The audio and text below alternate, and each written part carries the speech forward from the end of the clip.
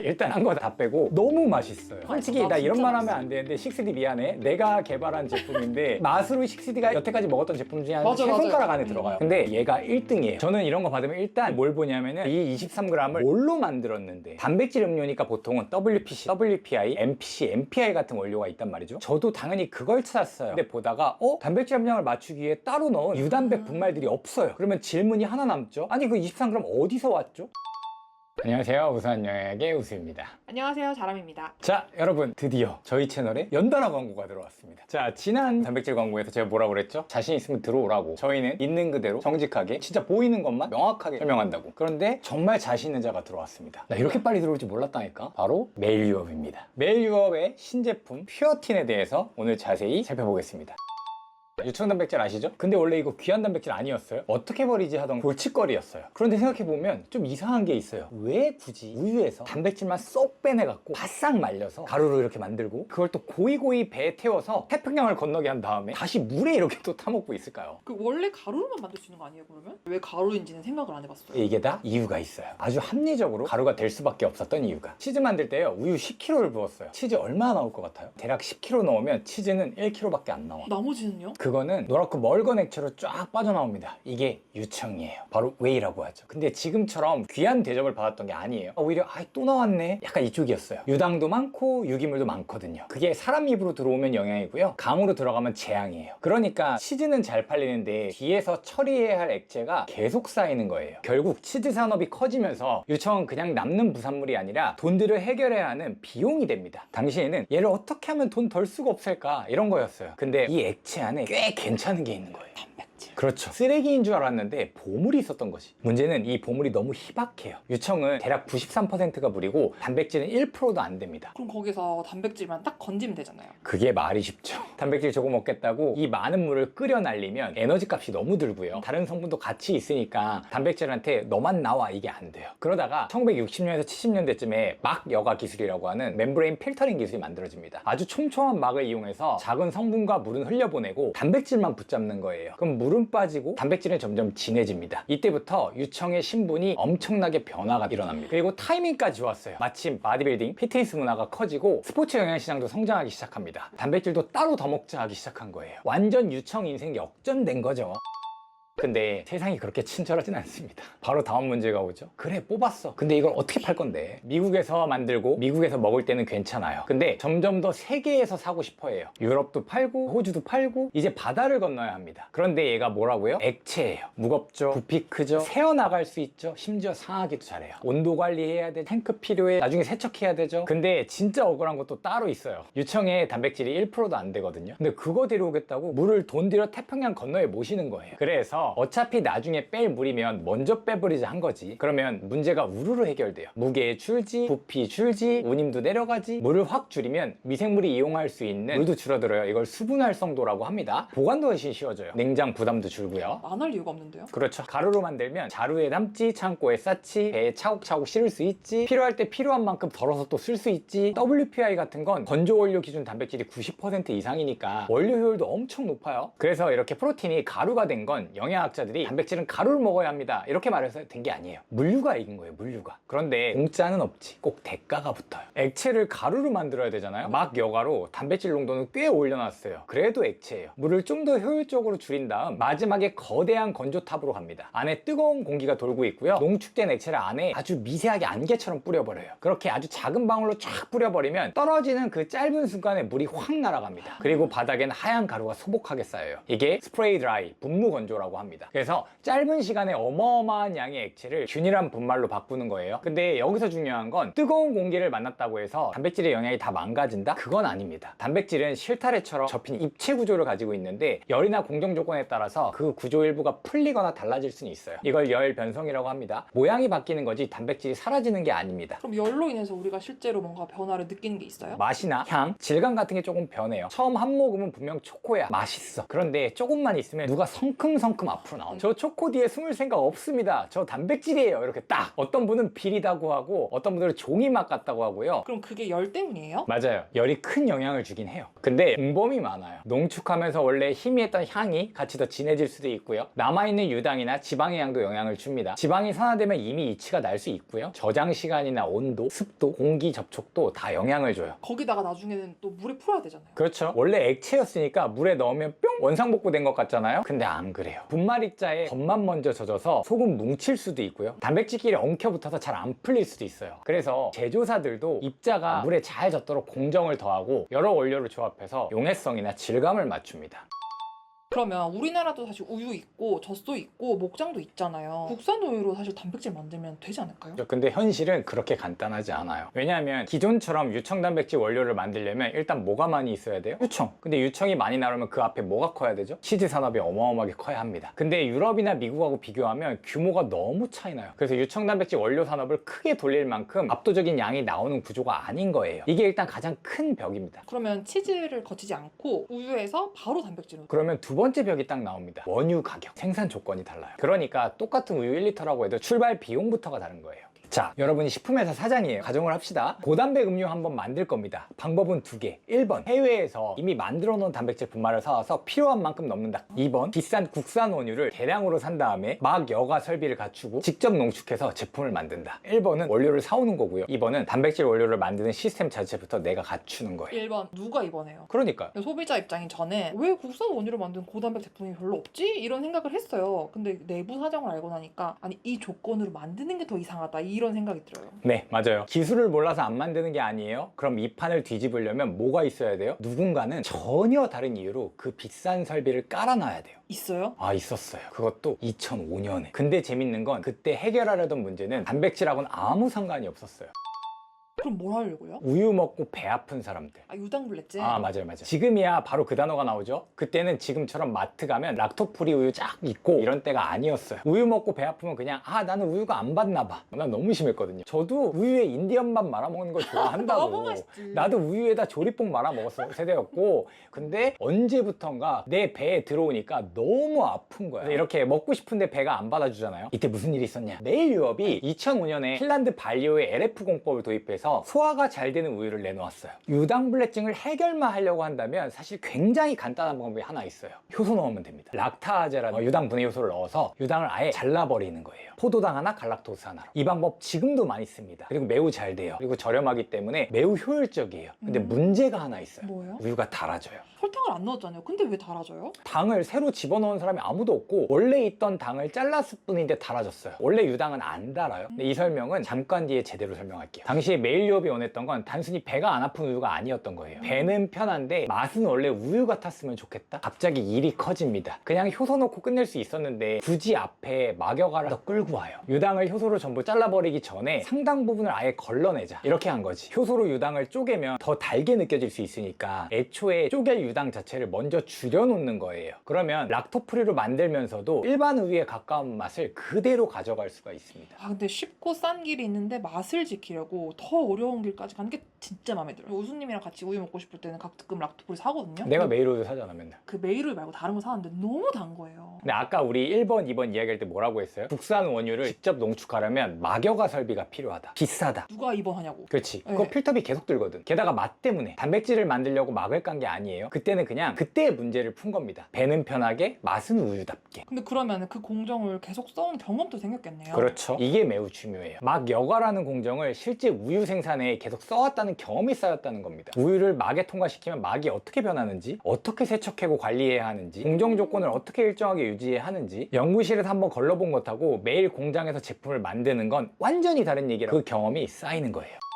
근데 아직 단백질하고 연결은 잘 안 되는데요? 아까 제가 하나 밀어놨죠? 아니 설탕도 안 넣었는데 효소만 넣었다고 왜 달아지냐고. 유당 있죠, 락토오즈. 얘도 당이에요. 근데 모든 당을 통틀어 단맛이 가장 약합니다. 유당 하나를 뜯어보면 포도당 하나와 갈락토스라고 하는 두 개의 당이 붙어 있어요. 둘이 이렇게 꼭 손을 잡고 있는 거지. 그런데 락타아제 효소가 들어옵니다. 그리고 싹둑 이래서 포도당과 갈락토스가 강제 이별을 합니다. 이 둘로 나뉘면 원래 유당에 붙어 있을 때보다 훨씬 단맛이 강하게 느껴집니다. 왜냐하면 포도당은 제법 달거든요. 과당 설탕 다음으로 달아요. 그러면 당이 많아진 건 아니고요? 많아진 건 아니에요. 효소가 유당의 모양을 바꿔놓은 결과가 맛의 변화를 만든 거예요. 효소 방식 자체가 나쁘다는 얘기는 아니에요. 굉장히 효율적인 기술입니다. 네. 다만 맛이 달라진다는 특성이 있는 거예요. 자, 지금부터 중요해요. 우리가 이 지금 막으로 뭘 빼고 있다고 했죠? 유당. 그렇죠. 유당이 작으니까 물과 함께 막을 통과해서 빠져나갈 수 있어요. 그럼 반대로 뭐가 안 가고 남아있을까요? 그렇죠. 단백질. 분자가 큰 단백질이 남습니다. 성분들이 막을 통과하는 특성 차이를 이용해서 나누는 겁니다. 물이나 유당 같은 작은 성분들은 막을 통과하는 쪽으로 보내고 단백질처럼 큰 성분들을 반대쪽에 남길 수가 있어요. 막 여과는 유당을 줄이는 기술인 동시에 조건에 따라 단백질을 유지하고 농축할 수 있는 분리 기술이었던 거예요. 그럼 유당 빼는 동안에 반대쪽에서는 단백질이 진해지는 거네요. 그렇죠. 그래서 2005년에는 이 설비를 유당을 어떻게 빼지로 사용했어요.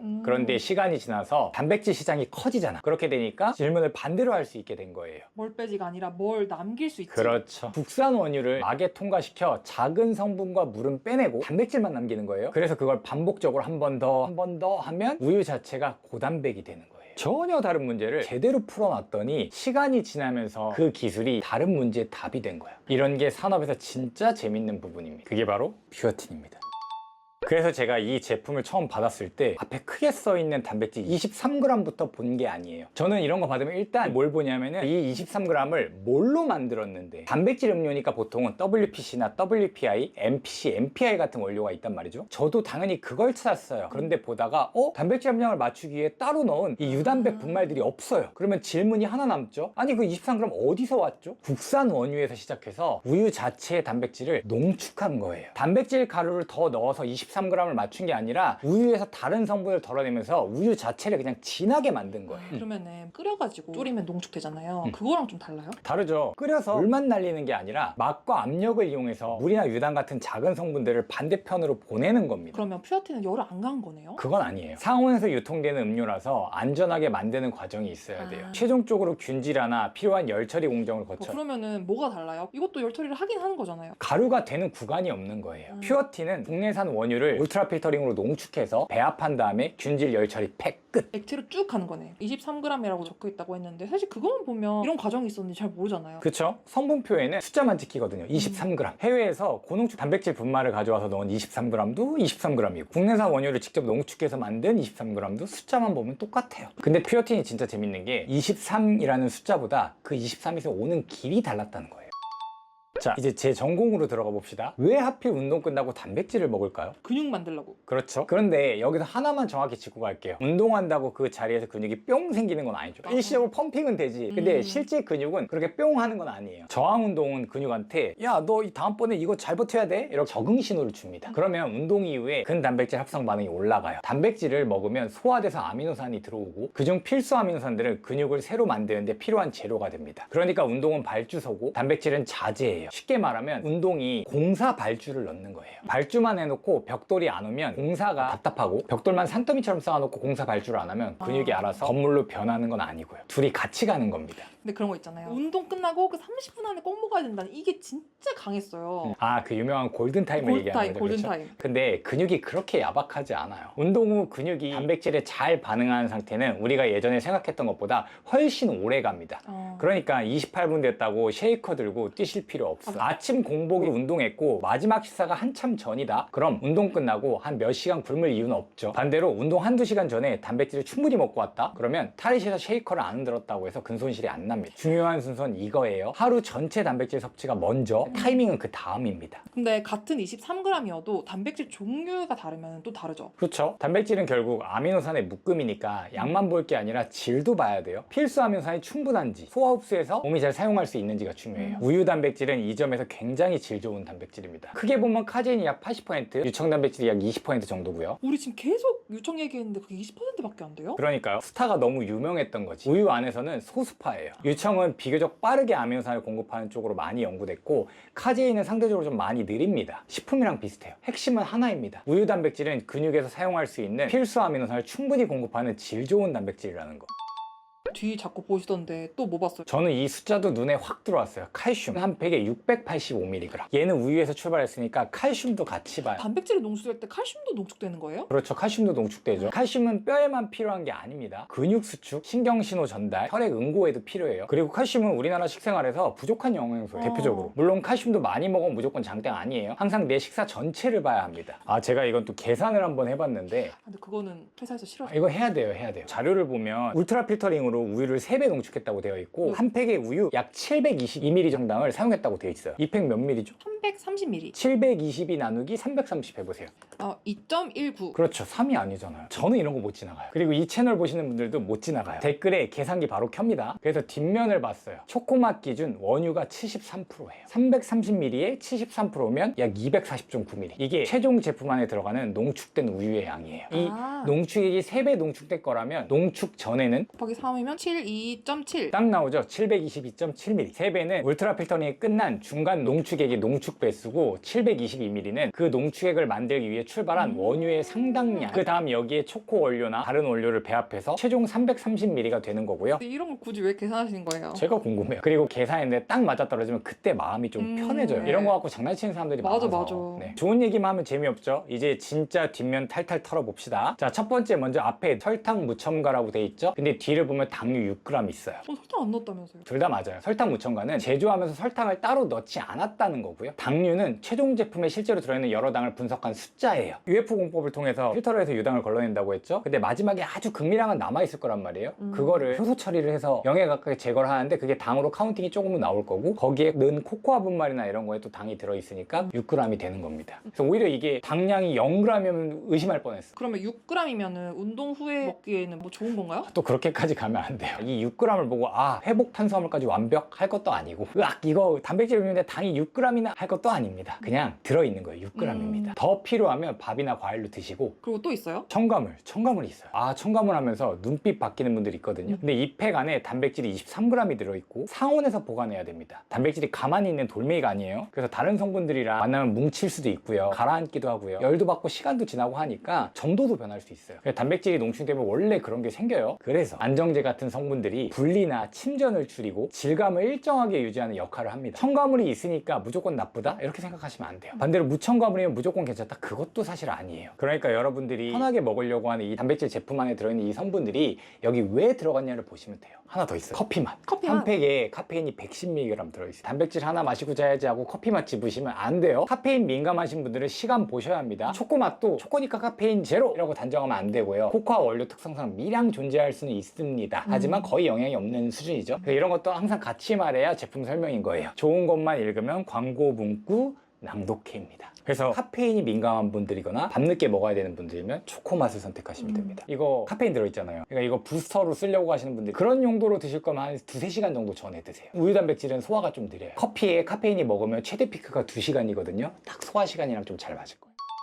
이건 제 개인적인 경험이라 꼭 선을 긋고 딱 얘기할게요. 저 유당불내증이 좀 많이 심하거든요. 맞아요. 저를 오래 보신 분들은 아실 거예요. 심지어 유당이 굉장히 적은 WPI 먹었을 때도 맞아요. 배가 불편했던 적들이 맞아요. 있어요. 제가 한 12팩 정도 마셨거든요. 아침 공복에도 먹어보고 밥 먹고도 먹어보고 운동하고 나서도 먹어보니까 장이 제일 민감할 때 먹어봤단 말이에요. 전혀 불편한 적이 없었어요. 그러면 유당불내증 있는 사람들 이거 먹으면 괜찮겠는데요? 아니요. 그건 절대 그렇게 말하면 안 돼요. 제가 괜찮다는 건 제 경험이에요. 모든 유당불내증이 있는 분이 괜찮다는 뜻도 아니고 다른 단백질 제품보다 소화가 잘 된다는 뜻도 아니에요. 제가 이 얘기를 하는 이유는 반대예요. 우리가 배 아프면 너무 빨리 범인을 잡아요. 우유 먹었네? 유당. 프로틴 먹었네? 유당. 근데 장은 그렇게 단순한 친구가 아닙니다. 얼마나 마셨는지, 단백질 농도는 어떤지, 감미료나 다른 원료는 뭔지, 내 장 상태는 어떤지에 따라 변수가 많아요. 불편한 건 사실이에요. 그런데 왜 불편했느냐는 별개의 문제입니다. 그래서 락토프리는 유당에 대한 정보이지 모든 사람의 소화 편안함을 보증하는 도장은 아닙니다. 근데 저는 정말 괜찮았다. 그래서 저처럼 유당불내증이 민감하신 분들도 한번 도전해 볼만하다. 메일 유업이 이 퓨어틴을 만들 때 되게 신경을 써서 유당을 제거해놨다.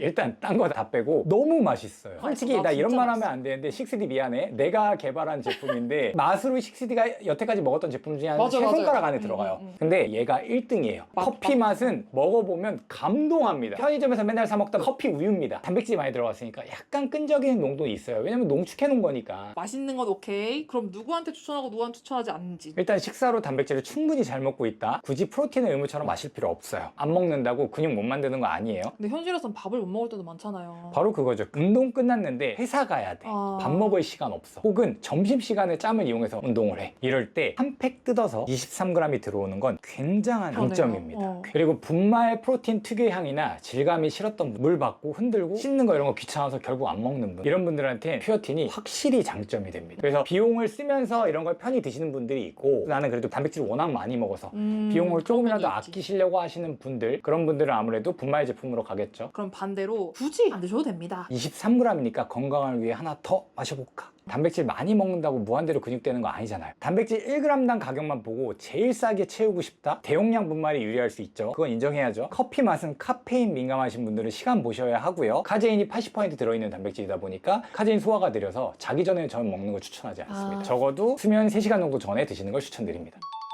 오늘 이 긴 얘기를 하면서 제가 제일 하고 싶었던 얘기를 하나 할게요. 우리가 장 볼 때 되게 꼼꼼하잖아요. 채소 사면 어디서 왔는지 그런 것도 보고, 생선 어디서 잡혔는지도 보고, 원산지 보잖아요. 맞아요. 고기는 어디서 키웠는지 보고, 뭘 먹였는지도 보고, 요즘 계란은 사육 환경 번호까지 봐요. 남각 번호라고. 맞아요. 근데 이상하게 프로틴 코너만 가면 갑자기 모든 관심이 숫자 하나로 몰립니다. 몇 그램, 20g, 뭐 얼마, 이런 가격. 단백질 20g? 오케이. 25g? 오, 좋네. 근데 가만히 생각하면 좀 이상하지 않아요? 단백질도 어디 공장에서 숫자 23이 뿅 하고 생긴 게 아니거든요. 결국 식품이에요. 소에서 시작했든 콩에서 시작했든 원료가 있고, 그 원료가 지나온 공정이라는 게 있어요. 어디서 시작했는지, 뭘 분리했는지, 어떻게 농축했는지, 어떻게 가루가 됐는지, 얼마나 이동했는지, 얼마나 보관됐는지, 그 모든 과정 끝에 우리가 보는 23이 있는 겁니다. 숫자는 결과만 보여주는 거예요. 그렇죠. 앞면에는 숫자만 보여요. 근데 뒷면을 보면 이야기가 보여요. 초코 맛은 원유 73%, 커피 맛은 75%고 국내산 원유로 표시돼 있죠. 그런데 여기서 또 오해하면 안 됩니다. 국산이라 외국산보다 영양학적으로 우월합니다. 이 얘기를 하는 게 아니에요. 뉴질랜드 단백질도 좋은 단백질이고요. 국산 딱지 붙었다고 아미노산이 갑자기 애국자가 되는 것도 아닙니다. 그쵸. 경로 때문이에요. 이 제품은 국내 목장에서 원유가 와서 국내에서 울트라 필터링으로 농축되고 배합하고 필요한 열 처리를 하고 팩에 담깁니다. 우리가 시작 때 봤던 것처럼 단백질을 분말로 만들어 자루에 담고 창고에 넣고 바다를 건너고 다시 음료 공장에서 물에 푸는 길하고는 완전 다른 거예요. 그 선택지가 생겼다는 게 재밌는 거예요. 그래서 저는 앞으로 단백질 제품 보실 때 앞에 몇 그램 숫자가 적혀 있는지만 보지 않으셨으면 좋겠어요. 한번 뒤집어 보세요. 단백질은 숫자이기 전에 식품입니다. 23g만 보지 마시고 그 23g이 여기까지 어떻게 왔는지도 한번 보자는 거예요. 자, 그리고 마지막, 저는 영양학에서 진짜 과소평가되는 게 하나 있다고 생각해요. 얼마나 완벽하냐보다 계속할 수 있느냐. 아무리 좋은 단백질이어도 안 먹으면 0g이에요. 통 열고 스쿱 잡고 계량하고 쉐이커 넣고 물 받고 흔들고 마시고 끝. 아니지, 씻어야지. 제일 귀찮은 거. 근데 이걸 3개월, 6개월, 1년 하라고 하면 얘기가 달라져요. 꾸준히 먹어야 하는 사람들한테 그 별거 아닌 차이가 엄청 커요. 저는 맛이 진짜 중요하다고 봐요. 억지로 참고 먹는 제품하고 이것도 먹을 수 있겠는데 하는 제품은 오늘 하루에는 차이가 안 나요. 근데 6개월 뒤에는 완벽한 차이가 납니다. 하나는 아직 먹고 있고 하나는 찬장 깊숙한 곳에 들어가 있다가 쓰레기통으로 갈 겁니다. 그러니까 맛은 단순히 맛있다, 맛없다의 문제가 아니에요. 꾸준히 먹어야 하는 영양에서는 지속성의 문제예요. 제일 좋은 단백질이 뭔지 아세요? 내가 실제로 먹는 단백질이에요. 아무리 완벽해도 안 먹으면 0g입니다. 그러니까 오늘 얘기의 결론은 가루가 나쁘다 이것도 아니고 국산이 무조건 좋다도 아닙니다. 왜 그동안 가루였는지를 알고 이제는 다른 길도 생겼다는 걸 보는 거죠.